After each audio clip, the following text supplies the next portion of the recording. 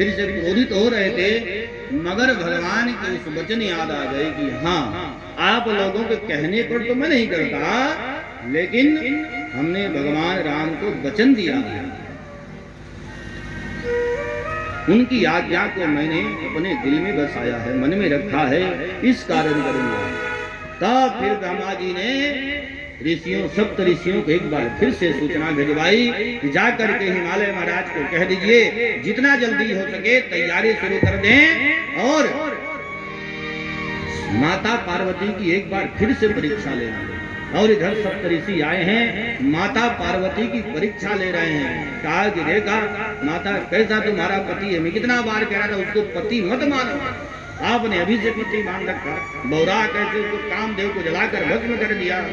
माता सती ने अभी तक सम्मान किया, अब फटकार लगाई है सप्त ऋषियों की, खबरदार मेरे भोलेनाथ के बारे में ऐसी गलत बात बोलोगे, काम आदि विकार जब आएंगे ना तो हमारे भोलेनाथ के सामने जलकर भस्म हो जाएंगे। क्या समझते हो भोलेनाथ?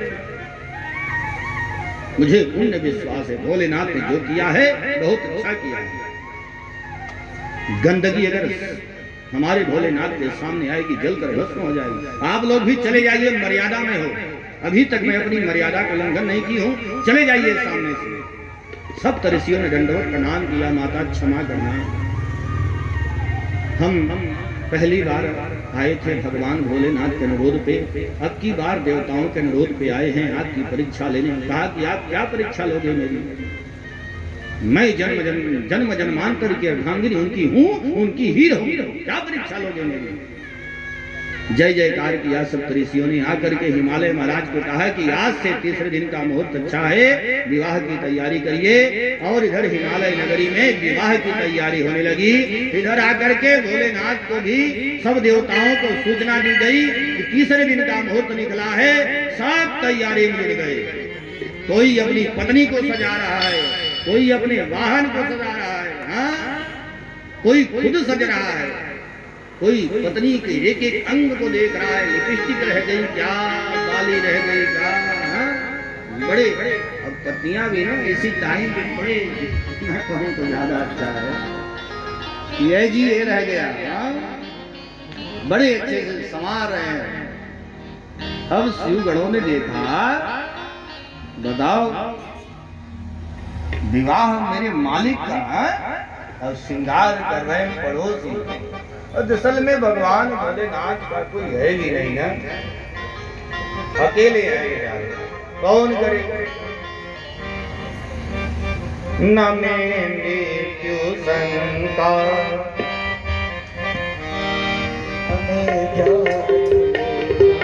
न में मृत्यु शंका, न में जाति वेदना,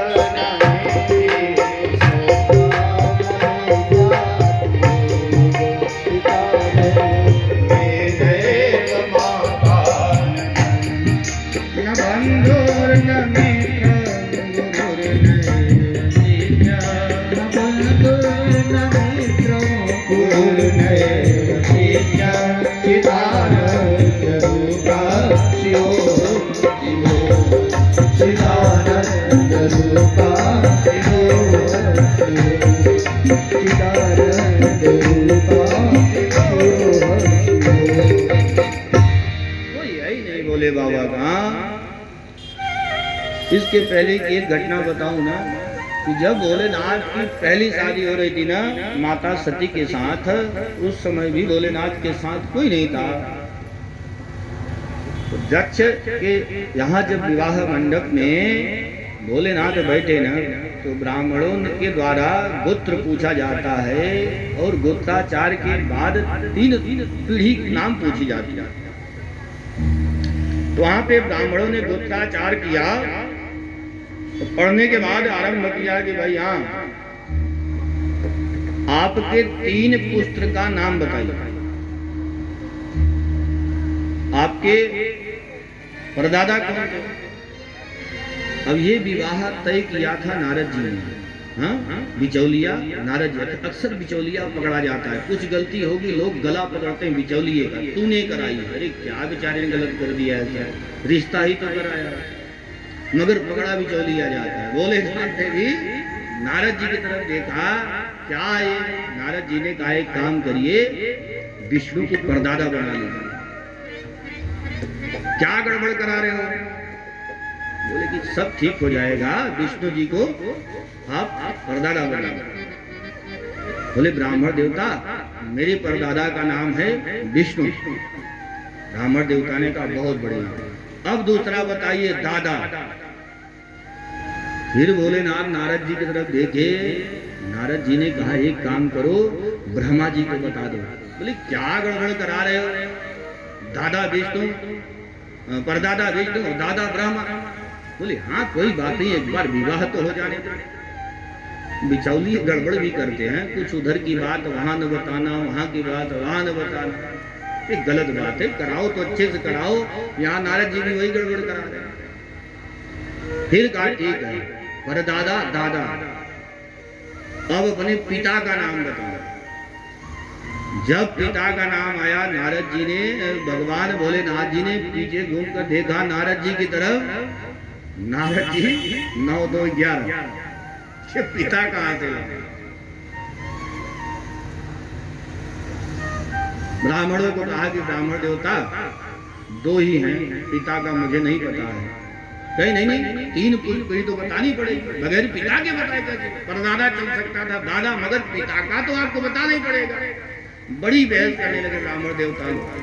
जब भोलेनाथ थोड़े गुस्से हुए, बोले ब्राह्मण देवता सुनो, ये तो नारद के कहने पर ना मैंने इनको दादा और परदादा बना लिया, वरना इनका भी बाप मैं ही लगता हूं। करना हो करो, वरना मैं जा रहा हूं। दक्ष की अपनी बेटी देना हो दे, वरना मैं चला। तो ब्राह्मणों ने फिर अपने तरीके से इलाज निकाला और विवाह हुआ।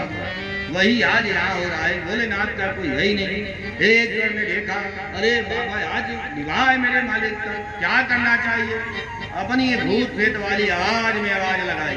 एक गण दौड़ता दौड़ता गया, शमशान गांड की भस्म लगा के हर हर महादेव। एक दौड़ा दौड़ा गया, भस्म उठा कर लाया। ये बाबा का स्पेशल पाउडर, भोलेनाथ को पाउडर लगाया। एक गण दौड़ा दौड़ा गया, 2 बिच्छू जहरीले उठा ले आए, बाबा के कान में कुंडल। एक गण दौड़ा दौड़ा गया, भगवान के गले में सर्प नहीं था उस दिन, कहीं दूर चले गए थे सर्प देवता, लौट आए और सर्प को ले आए, गले में सर्प की माला। बाबा ये आपका है। अच्छा है माताओं को अगर कोई मांगना हो ना, भोलेनाथ के मंदिर में ले जाओ, विष्णु के भगवान के मंदिर में ले जाते हैं। क्योंकि विष्णु भगवान के मंदिर में जाएंगी ना तो हो सकता है, कह भी सकती ये वाला नेकलेस हमें चाहिए, क्योंकि भगवान विष्णु गले में अच्छे अच्छे नेकलेस पहने हुए। और भोलेनाथ के मंदिर में जाएंगे ना, कभी नहीं कहेंगे कि वो गले वाला मेरे गले में जानी चाहिए। भोलेनाथ के गले में क्योंकि सर्प होता है, इसलिए भोले बाबा के मंदिर में ले जाओ, जब भी जाना हो तो सर्प ले आया, लगा दिया। जहां जहां आभूषण की आवश्यकता थी हर जगह उसने एक गण में सर्प लगा दिया। एक गण नंदी महाराज को ले आया कि बाबा आपकी सवारी। एक गण ले आया, तलवार पकड़ा दिया, दौड़ा दौड़ा गया, तलवार पकड़ा दिया। बाबा ये आपका त्रिशूल ले आया, बाबा ये आपका तलवार। बोले का तलवार होती, फिर भी आज भोलेनाथ सुंदर नहीं लग रहे थे। सारे गण जो है बड़े परेशान कि बाबा सुंदर क्यों नहीं लग रहे हैं। एक गण धीरे से आके कान में कहा, जरा ठीक से देख बाबा नंगे खड़े हैं। तब एक ने ले आया पीताम्बरी ले आया, कहा नहीं है क्या किसी प्रकार मंगाते जनाते मृगचर्म पहना बैल पे सवार हुए। अब जब ऐसा दुल्हा तैयार हो गया ना, तो देवताओं ने देखा, गए विष्णु के पास, भगवान विष्णु के पास।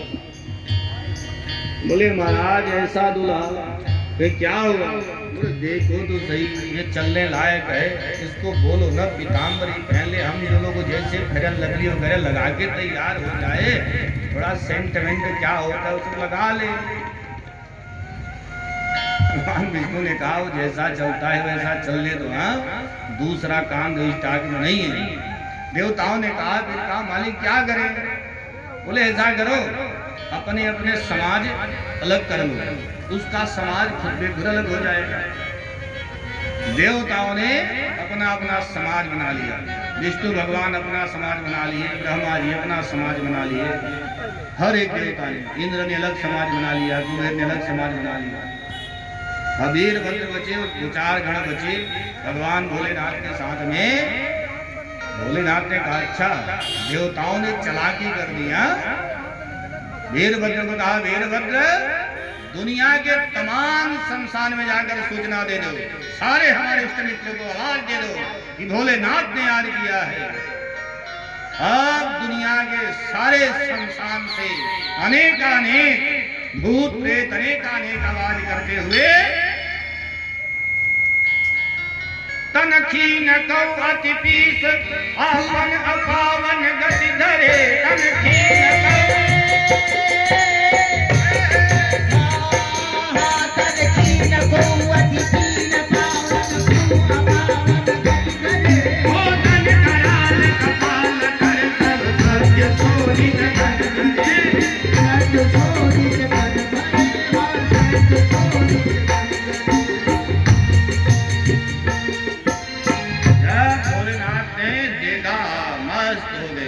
एक एक से आवाज आ रहे थे।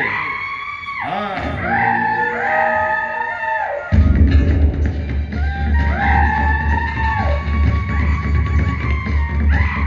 इतने विकराल विकराल थे, किसी को 1 सर है, किसी को 4 सर है, किसी की 10 भुजाएं हैं, किसी को 1 भुजाएं भी नहीं है।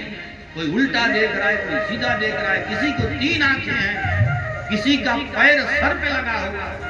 और उसमें से कुछ विदेशी भी थे। हमारे हिंदुस्तानी जो थे ना वो जय श्री राम बोलते थे या हर हर महादेव बोलते थे।